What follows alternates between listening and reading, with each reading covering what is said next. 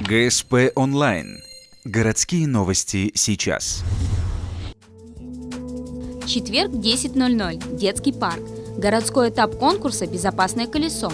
Сегодня ребята из 6 школ города борются за право представлять Ухту на республиканском этапе конкурса. Для этого им необходимо пройти 5 станций, выполняя различные задания. Все они связаны с правилами дорожного движения. Ребятам нужно пройти тесты по оказанию первой медицинской помощи и правилам поведения на дороге, нарисовать плакат на тему ПДД, показать мастерство вождения велосипеда. Одна из самых интересных станций – автогородок. Дети стартуют с стартовой линии, засекается время, 4 участника соревнований, 2 мальчика, 2 девочек. Проходят они именно по трассе, выполняя все правила, требования знаков, требования разметки, и возвращаются сюда.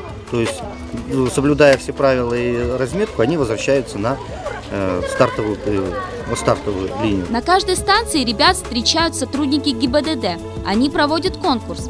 Сегодня помощниками для них стали кадеты из школы номер 18. Все ребята, участвующие в конкурсе, получают призы. А право представлять Ухту на республиканском безопасном колесе выиграла команда номер 1 из школы номер 22.